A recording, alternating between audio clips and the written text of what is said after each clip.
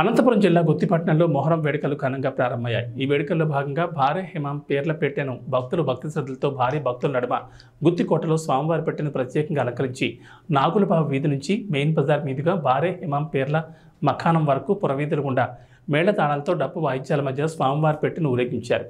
ఈ ఊరేగింపు కార్యక్రమం చూడడానికి వేలాది మంది భక్తులు తరలివచ్చారు. అనంతరం పేర్ల మఖానంలో భారీ హిమాం స్వామివార్లను కొలువుదీర్చారు. శుక్రవారం నుంచి స్వామివారిని భక్తులు దర్శించుకోనున్నారు.